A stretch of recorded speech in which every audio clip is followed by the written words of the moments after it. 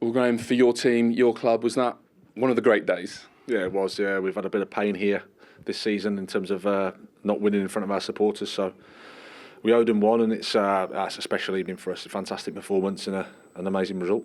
Yeah, you went round and sort of clapped the four corners of the ground. Did you really feel like you owed them one, even though, strangely, it's been a great season?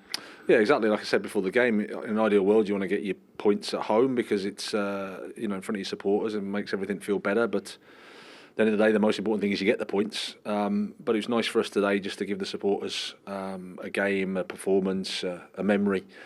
So we're delighted, of course. Did you feel very early in the piece, before even the first goal, that it was going how you wanted it to? Yeah, we played well from the start. I thought with a better team. The boys did everything they could in terms of what we asked them to do. Defended well, pressed well, created some danger, and then were brave on the ball. So I had a bit of sloppy moment when we scored, but overall I can't complain. It's a fantastic performance. I spoke to a very knowledgeable football man before the game who told me that Moises Caicedo had a goal in him, even though at this point he hadn't scored for Brighton. So that was obviously you. You saw it coming.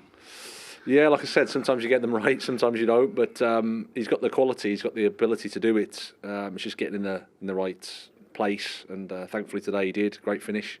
He's been amazing since he's been in the team. So really, really happy for him. It was a really good day for your recruitment, wasn't it? You look at Cucurella with the second goal, had a hand in the third. How do you do it? Who deserves the credit for that? Well, I'd like to think it's a collective. I've always spoken about the fact that we can't compete financially necessarily. We have to be aligned with how we want to play, and the people we bring in. It's important that we get the right characters, the right attributes, and then keep working. So it's a huge credit to everybody at the football club. Like I said, starts from the top with the chairman. The supporters have been brilliant with us this season because it hasn't been easy for them. So having their support gives you a chance to keep working. So yeah, it's you have some moments in football that aren't great, but today's a good one. How many days are there as a manager where you're just relaxed and you're just loving it? There must have been a spell, particularly in that second half, where you just thought, could have got your sun lounger out and just loved it. No, unfortunately not. No, my catastrophic brain is not so healthy sometimes, so you can never relax, especially with the quality of players they have on the pitch. But I trust the players. I trust their performance. We had to, Rob made a couple of saves, but overall I think we deserved the win, and I'm really pleased for the players because, like I said, they've had to suffer, especially here. But it's 47 points for us, and it's improvement. So we're really happy. You said in your pre-match press conference, there's been a couple of spells during the season where it's felt really tough. It's felt, I think you used the word Armageddon, actually. Tongue in cheek, but yeah. Yeah, but are you now able to say, great season? It's probably going to be Brighton's best ever top division season.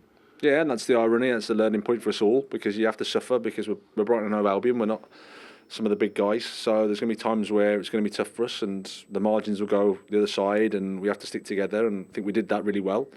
Again, support from the top and everyone around us. It's a good football club with good people and a good group of players that want to try for each other, give their best. And when you've got that, there's always a chance that results, if you have a tough time, that they can turn around for you.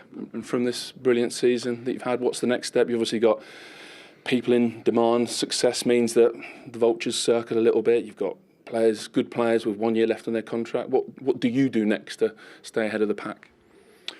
Well, you don't react, that's for sure. You sort of stick to the plan, stick to the idea, which is to keep aligning everything together. We've lost players last year. Ben White for 50 million, for example, Dan Burn. That's a lot of money that we've raised, which is important for our club, which is important for us to keep developing. So we're not scared of that. It's part of the strategy. It's part of what we have to do to be successful and compete. So it'll be an exciting summer.